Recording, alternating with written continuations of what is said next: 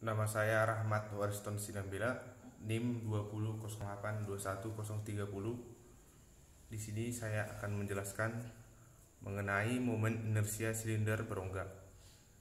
Jadi saya akan membuktikan momen inersia silinder berongga dengan bermodalkan silinder pejal.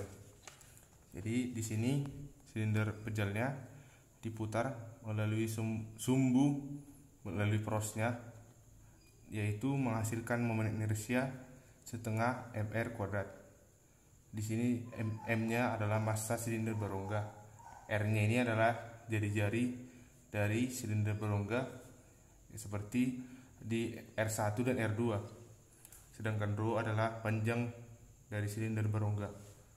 Di sini m sama dengan massa silinder berongga, m1 sama dengan massa rongga yang dibuang.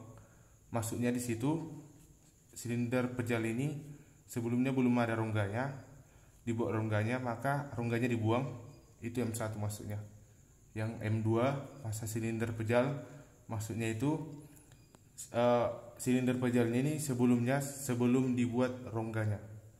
Maka kita akan membuktikan momen inersia silinder berongga dengan cara mencari massa dari M1 dan M2.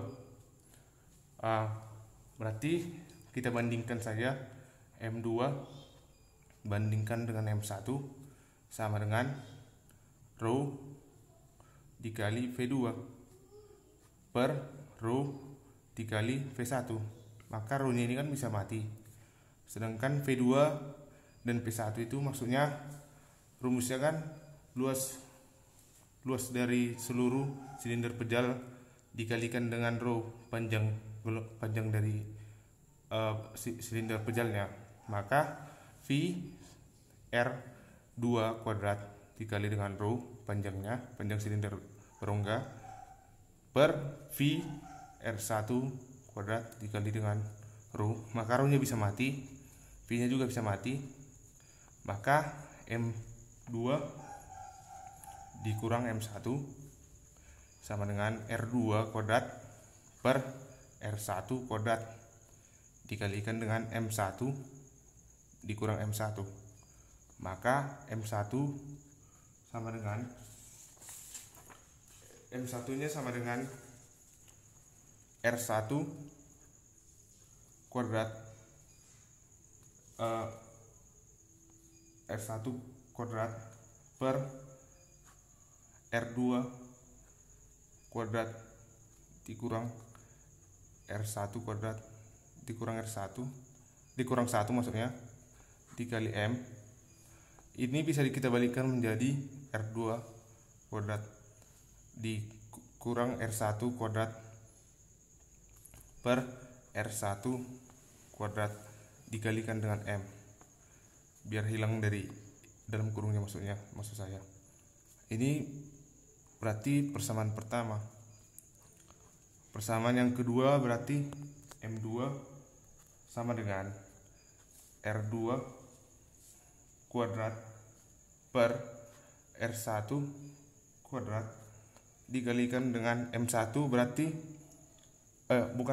dikalikan dengan R1 per R2 kuadrat dikurang R1 kuadrat dikalikan dengan M, maka R1 kuadratnya ini bisa mati. Berarti M2 sama dengan R2 kuadrat per R2 kuadrat dikurang R1 kuadrat dikalikan dengan M. Maka ini persamaan yang kedua. Maka kita sudah bisa membuktikan momen inersianya dengan rumus momen inersia yang kedua dikurang momen inersia yang pertama. Maka menjadi I sama dengan, kan rumusnya tadi I sama dengan setengah mr kuadrat, berarti setengah dikali M2 dikali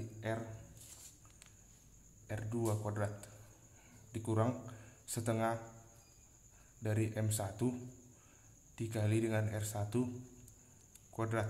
Maka tadi dari persamaan yang pertama tadi sudah kita dapat, berarti setengah, kan di sini tadi setengah dari persamaan yang pertama ini, persamaan yang kedua ini. Berarti kita bisa mencari dengan setengah dikali M2 tadi R2 kuadrat per R2 kuadrat dikurang R1 kuadrat dikali dengan M dikali R2 kuadrat dikurang setengah dari M1 tadi R1 dikali R1 kuadrat per R2 kuadrat per R1 kuadrat dikali dengan M dikali dengan R1 kuadrat.